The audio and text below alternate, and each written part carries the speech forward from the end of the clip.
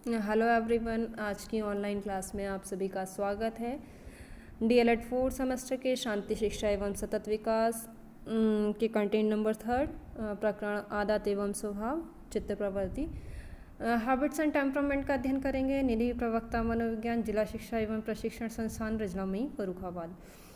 Basically हम बात करते हैं आदत की। आदत क्या होती है? एक डे रूटीन या फिर जो हम सोचते हैं करते रहते हैं, वही चीज़ हमारी हैबिट में, नेचर में आ जाती है। तो हम कह सकते हैं कि आदत वो चीज़ है, वो चीज़ नहीं बोलेंगे इसको। आदत वो स्वभाव है हमारे व्यक्तित्व का, जिस चीज़ को हम रूटीन में लेकर आते हैं, करते रहते हैं, वो फिर एक हमारी हैबिट बन जाती है। एग्जाम्पल के तौर पर हम देखें तो जो व्यक्ति ऑफिस शेड्यूल के हैं, उनको एक डेली रूटीन बना हुआ है कि हाँ, उन्हें सुबह इस टाइम उठना है, फिर उन्हें इस टाइम ऑफिस जाना है, ऑफिस में ये वर्क करना है, देन लंच टाइम के बाद में उन्हें ऑफिस से रिटर्न होना है, इस टाइम उन्हें नाइट में खाना खाना है, देन उन्हें इस टाइम पे सोना है। तो बेसिकली उस टाइम पे उन्हें नींद आने लग जाती है। वो उनकी हैबिट में डेवलप हो चुका है, उनकी हैबिट में आ चुका है। तो जो चीज़ भी हम रूटीन में कर रहे हैं रोज़ की आदत में, तो वो हमारी हैबिट बन जाती है। ऐसे ही हम बच्चों का एग्जांपल ले सकते हैं। जैसे छोटा बच्चा है, उसे क्या बोलते हैं कि इस टाइम पे स्कूल जाना है, उसे ट्यूशन जाना है, और मतलब किसी टाइम अगर उसकी मदर भूल गई है तो बच्चा बोलता है कि हाँ मदर, मेरे को स्कूल जाना है, या XYZ कि मुझे ये एक्टिविटी करनी है। तो वो उसकी हैबिट बन चुकी, तो इसलिए वो उसे याद रहता है। तो हम पढ़ते हैं, मतलब बेसिकली पढ़ने के नज़रिए से देखते हैं इसको कि हैबिट होती क्या है। व्यक्ति अपने चिंतन के आधार पर कर्म करता है। व्यक्ति जैसा सोचता है और करता है, वह वैसा ही बन जाता है। अर्थात लंबे समय तक किए जाने वाला कार्य आदत के रूप में स्थापित हो जाता है। जो हम बात कर रहे थे कि बहुत लंबे टाइम तक कोई भी एक्टिविटी कर रहे हैं, तो वो हैबिट बन गई है। अच्छी आदतें भी हो सकती हैं और बुरी भी हो सकती हैं। यह व्यक्ति पर निर्भर करता है कि वह कैसी आदतें बनाना चाहता है। डिपेंड करता है ह्यूमन टू ह्यूमन। आदतें हमारे व्यक्तित्व की पहचान करती है। जो भी हमारी हैबिट्स हैं वो हमारी पर्सनालिटी को आइडेंटिफाइड कराती हैं।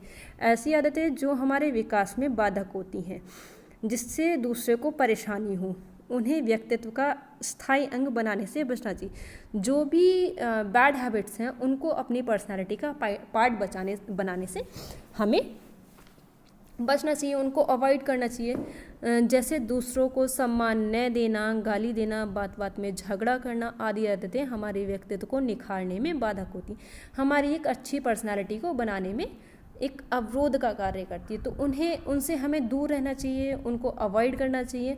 हमें सदैव गुड हैबिट्स जो हैं अपने पर्सनालिटी का एक स्थायी अंग बनाना चाहिए।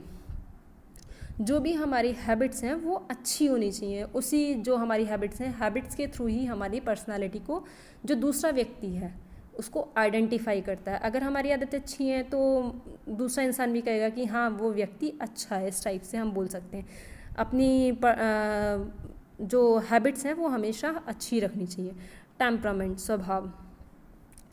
कोई आदत जब जीवन का या मानव व्यक्तित्व का अंग बन जाती है, बेसिकली हमने बात की थी अभी ये आदत की, फिर उसके बाद में जब कोई आदत मानव जीवन या मानव के व्यक्तित्व का अंग बन जाती है, तो वह हमारे स्वभाव के रूप में परिणत हो जाती है, मतलब बदल जाती, कन्वर्ट हो जाती है। जैसे किसी व्यक्ति की बोली कर्कश है, व्यवहार रूखा है किसी की, तो कुछ की बोली मधु एवं व्यवहार, ये mistake by mistake the typing of व्यापार लिखा गया है, व्यवहार विनम्र होता है।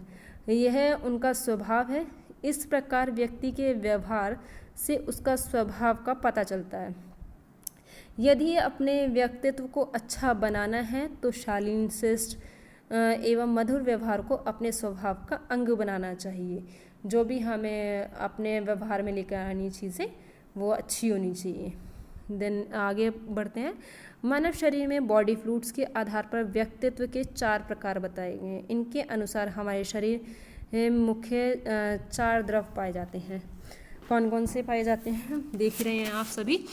पीला पित्त, येलो बाइट, काला पित्त, ब्लैक बाइट, रक्त, ब्लड, कफ, प्लाज्मा।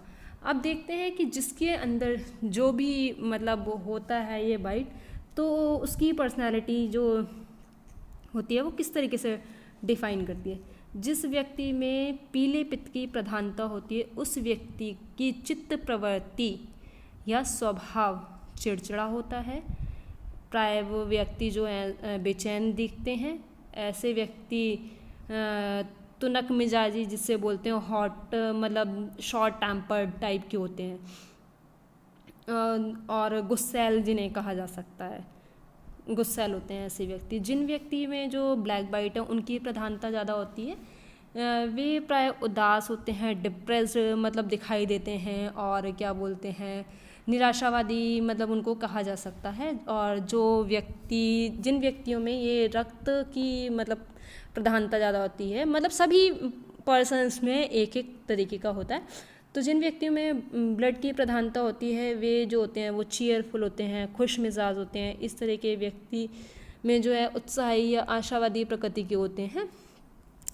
और नेक्स्ट वन इज़ कफ, जिसे श्लेष्म जैसे द्रव पदार्थ की जिसमें प्रधानता होती है, वह शांत स्वभाव का होता है, वह निष्क्रियता अधिक दिखाई देती है।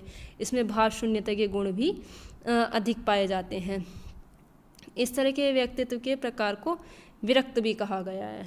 ठीक है, तो आगे बढ़ते हैं हम। इसमें व्यक्तित्व के सारे गुणों एवं स्वभाव के संबंध पर बल डाला गया है तथा दूसरे भाग में व्यक्तित्व के मनोवैज्ञानिक गुणों के आधार पर उसके भिन्न भिन्न प्रकार में बांटकर अध्ययन करने की कोशिश की गई।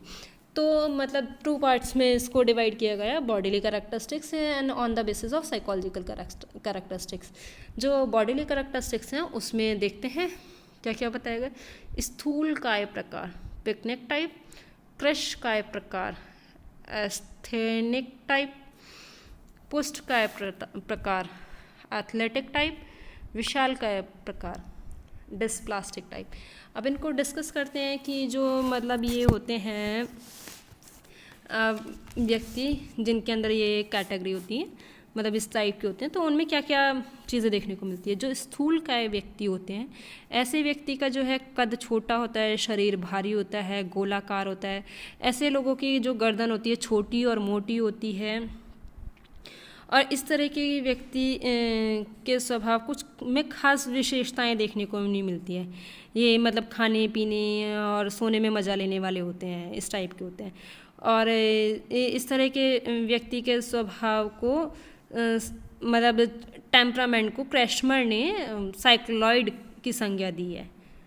इन्होंने मतलब जो साइक्लॉइड बोला गया है इनको। फिर नेक्स्ट वन इज़ क्रशकाय प्रकार।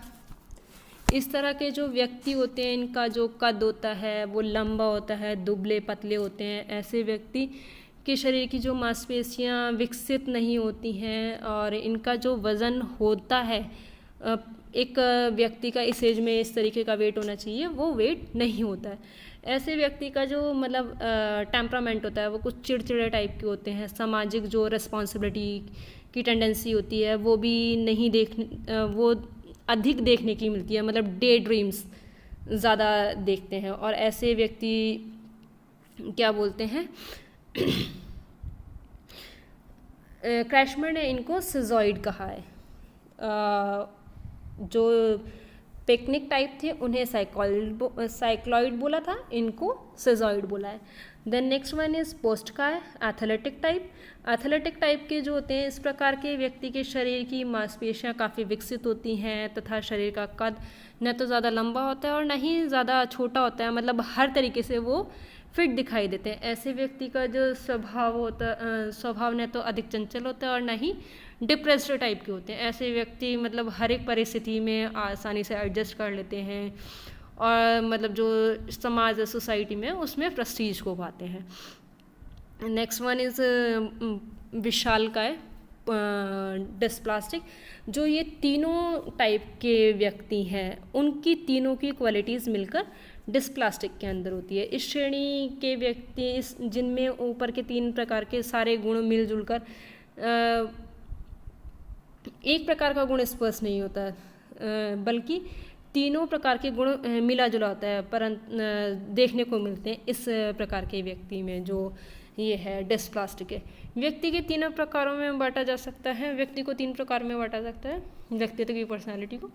और प्रत्येक प्रकार के कुछ खास शील गुण होते हैं जिससे उनके स्वभाव का पता चलता है। शेल्डन द्वारा बताए गए वे 3 प्रकार तथा उनसे संबंधित स्वभाव के संबंधित निम्नलिखित गुण हैं। कौन कौन से हैं ये 3 प्रकार? कौन से? Endomorphic, mesomorphic, ectomorphic.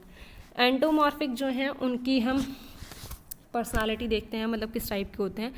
एंडोमॉर्फिक जो होते हैं मोटे नाटे होते हैं, इनका शरीर गोलाकार दिखता है और ये क्रैशमर की तरह, क्रैशमर ने जो शेल्डन ने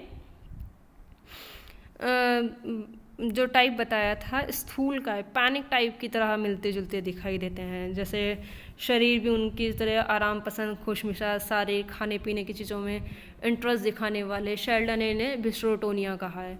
नेक्स्ट वन इज क्या है? मेसोमॉर्फी।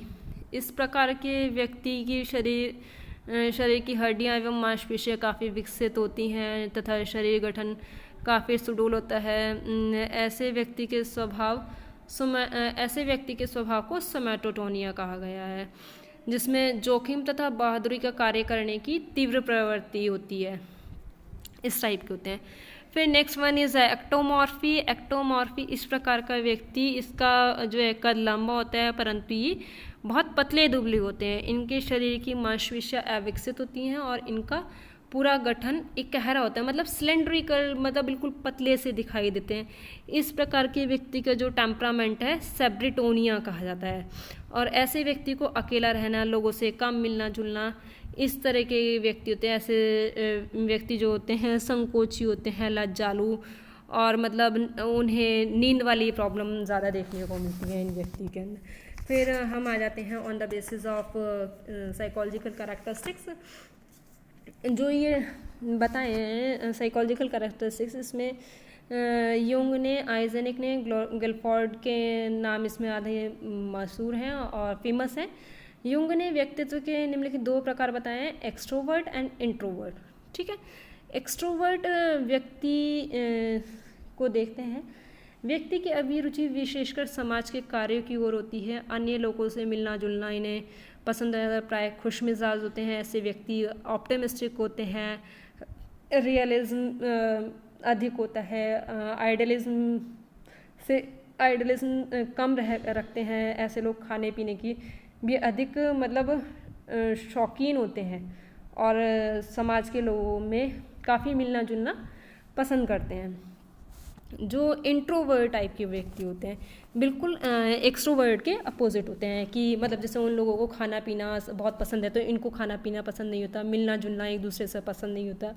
ये मतलब कुछ ही लोग को अपना दोस्त बनाते हैं, सेल्फ सेंटर्ड होते हैं और ये अकेले में रहना पसंद करते हैं, प्रकृति के होते हैं तथा पुराने रीति रिवाज एवं नियमों को आदर देने वाले होते हैं। इस टाइप के ये व्यक्ति होते हैं।